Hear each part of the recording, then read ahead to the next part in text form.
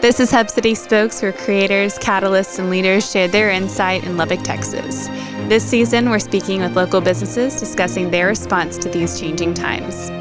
We have Kelly Davila and Naomi Couture here with South Plains Association of Governments. Thanks for joining us. Yeah, thank you for having us. Yeah, thanks. So we're here to talk about the Support Lubbock Fund. Originally, it was a fund that was designated by Market Lubbock, LEDA, in partnership with SPAG. It's a $2 million fund to help small businesses. It seemed like some of the federal loans kind of missed some of those businesses. So can you speak to that and why this fund was kind of implemented? Yeah, one of the first things that Naomi and I did, we work with a lot of local lenders in the area on different loan programs, the SBA loan programs that we usually operate.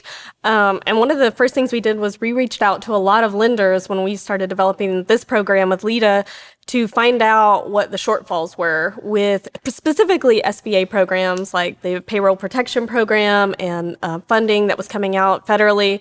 A big part of that seemed to be 1099 employees. So say that, I own a small business, but most of my employees are 1099 contractors and not employees of my business. That would not be covered under the PPP program. So that was something that we heard that we worked to integrate in. And then the other big issue I think that we came across was just that payroll was a big issue, but it wasn't the only issue. So once a lot of small businesses got help, and a lot of the loans that we were able to make with this program did get PPP loans, but they still had a lot of other needs, a lot of other overhead. So. Yeah, absolutely. And just to add to what Kelly had to say, with the CARES Act, it was limited funding. I want to say, what was it, like 36 billion nationwide? And so those funds ran out very quickly. I think they ran out in a matter of a couple of weeks. And so the fact that we were able to say, okay, you run out of PPP loans, but here's another source of funding, I think was a huge relief to people. So we were really, really, really happy to partner with LEDA and Market Lubbock. So what was the application process like? We basically required 4 different documents. So number 1, the application, 2 years worth of the most recent tax returns, personal financial statement. I know that I'm missing one. What was the 4th item? Interim financial statements. Yeah, I was like... One of the things that we thought was really important too, we're a very small team. So it's Naomi, myself, one other individual, and we had an intern during this time, luckily. We needed everything to be as online as possible, simply because we knew that early on, she and I could spend days on the phone answering questions and trying to go through things and never process a single loan. And we obviously wanted to get things through. So we set up an email account, and both our website and LEDA's website had the application document and the instructions.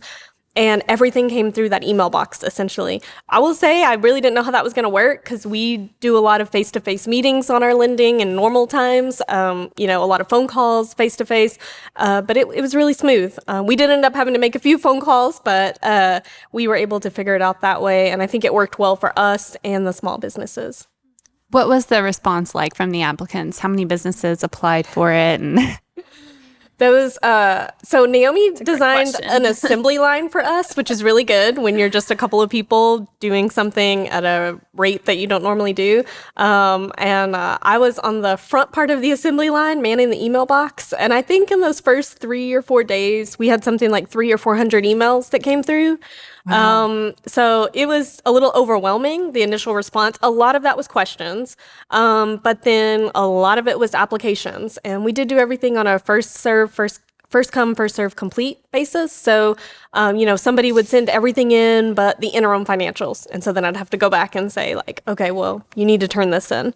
But the interest was quick and large. I think that by that Friday, we rolled everything out on a Wednesday. Mm-hmm. And by that Friday, just our internal calculations, it was all gone. We had like 75%. Yeah. Yeah, it was like 75% done. Yeah. I have to give massive kudos to Kelly. I feel like manning the email box was probably one of the most complex processes, making sure that people's timestamps were right, first come, first serve. Like we wanted to make sure that everyone was provided the best service and, make sure they were on the right spot in line. Yeah. Timing is essential, right? These businesses are trying to stay, in business and trying to get through that time. And it was on our end as well. I mean, in a normal year on our regular revolving loan fund, we do maybe 10 loans a year. On our CAPRUC 504 loans, we probably do 10 to 12 a year.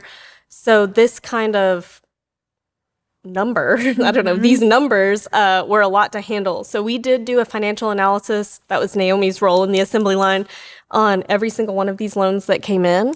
And that was quite an undertaking to sift through that kind of financial information that quickly. And we just really kept a focus on trying to get dollars back into the hands of these small businesses as soon as we could.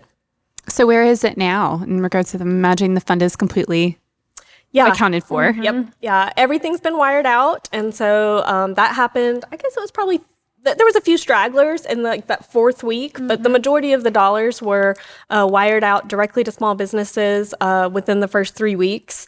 So in fact, probably half was in the first 2 weeks. And then there were some stragglers at the end. We had a lot of great partners. I mentioned we're a really small team, but we work with Underwood Law Firm to close our RLF normally. And they were so gracious to us because we usually do 10 loans a year. And we called and we're like, surprise, I think we're going to do 60 in the next month. And they were amazing. Yeah, they were really fantastic. a part of our assembly line for sure. Yep. And then we also worked closely with People's Bank. They helped us devise a way to get the money directly to the small businesses quickly. Our normal process is an in-person loan closing, so we couldn't do that.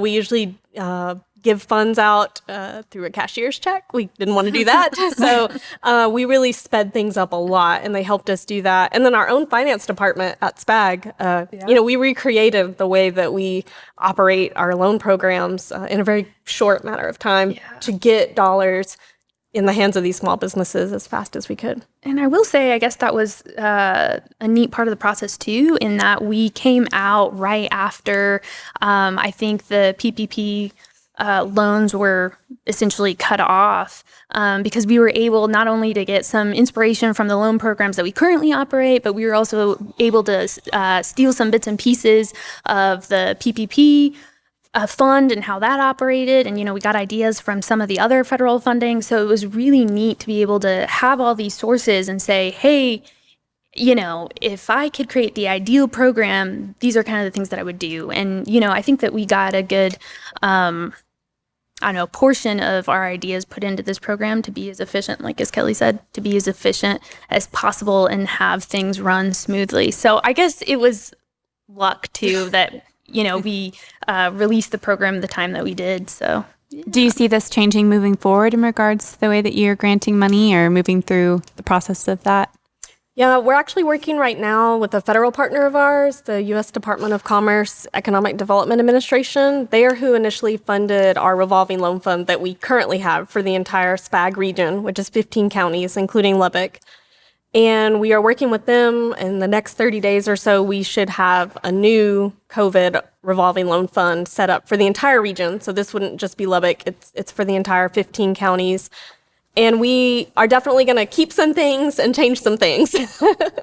Always improving, right? Yeah, right. Absolutely.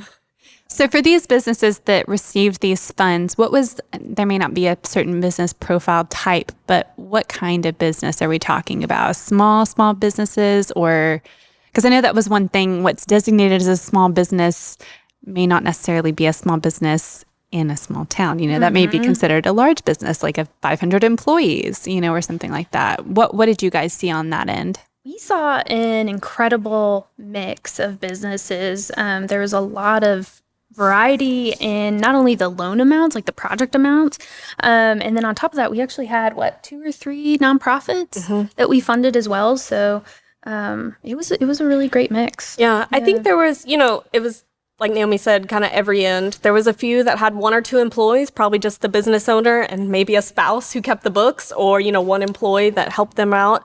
And all the way up to some hotels that had 30 or 40 employees. And for Lubbock, those are large businesses, and I think it really ran kind of the whole spectrum. There were a lot of fields, like disciplines, that I didn't expect to see. I guess I was mostly just assuming it would be all restaurants because I was just thinking about, kind of what I had seen on the news or what had gone on. And you kind of forget. I think that's what's kind of unique about this situation is everyone was impacted. Small businesses, there were contractors, and it's like, well, construction was still happening. But when it slows down at that pace, that can destroy someone's business. There was a couple businesses related to oil and gas, which, got hit twice. And so they had their own issues. There were some restaurants, hotels that we've worked with before. And that was really hard to see. A lot of retail, law firms. There was kind of a mix all over the place, really. And I think that was the hardest part probably about manning the email box was to hear, the desperation in what was going on for these folks. We work with small businesses all the time. It's usually a lot happier, like they're building a building or they're purchasing land, they're expanding. And this was a very different situation. There was a desire to help as much as we could. Yeah, and I think that also went back to our goal to have it move as efficiently as possible is because the need was so great. And then on top of that, I think a lot of people forget that with small businesses, you might be a barber, but you're also your bookkeeper, you're also your manager, you're everything. So to be able to make things as easy and simple as possible meant a lot to us. Just because they're wearing a lot of hats. Yeah, absolutely. I don't know if you can share this, but whenever those businesses received the funding, what was their response? I mean, obviously they were pleased. Is there anything in particular you'd like to share? Yeah, I also got to be on the receiving end of that, which was really nice. But we did have little calls several times a week as a group where I would share, several people ended up with my cell phone number, which was not the intention, but I got a lot of nice texts at the end. I know in particular, we had one small business owner who told us she wanted to have coffee with us when the world is normal again and explained, more about her business and kind of how it was tied together. Obviously, there were a lot of thank yous. I had one who was a barber who told me that our families were on his prayer list now, and that, we had saved their business. It was kind of emotional on the receiving end as funds started going out, especially because you could just almost sense the relief, even if it was just in an email, but a lot of it was phone calls and text that they were feeling because, at least the next month or so, they would probably be okay and maybe have a chance to get back on their feet. Yeah. So when y'all got the call from LEDA or whomever, it was like, let's do this fund. What initially went through your mind? I think we were really excited.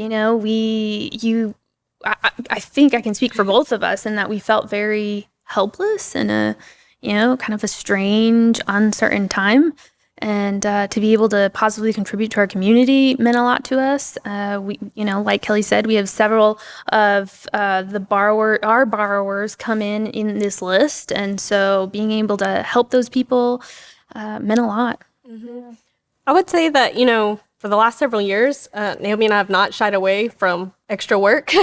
We've been, rebuilding and rebranding our loan programs. And I think it was an exciting challenge. We both like challenges. And just like that, at the time when this all started, we were both working remote. I'm still working remote because I have a young child who just got through with school. And it did feel like we were kind of really fortunate to just keep doing our jobs, but we weren't really helping in any way that was significant. We were still processing loans, surprisingly enough, and helping our communities in the rural areas. But this really felt like an opportunity to be able to help in a situation where there isn't a lot of opportunity to help. Yeah. Well, we appreciate you guys and your partnership with LEDA, and I know that all these funds meant a lot to these small businesses. So thank you so much. For our listeners, if you cannot tell, we are in a new location. So if you've heard any doors shutting in the background or any construction, the Hamel brothers would not be happy if I did not share that we are in the midst of a beautiful new hotel, or renovated hotel, the DoubleTree in downtown Lubbock. So thank you guys so much. We appreciate you being here, and we'll catch you next time. Thanks for having us. Thank you. Hub City Spokes is produced by the Lubbock Economic Development Alliance in partnership with Hamel Bros Studios. Special thanks to the DoubleTree by Hilton for hosting us here in downtown Lubbock. For more episodes and to subscribe, go to lubbockeda.org/podcast.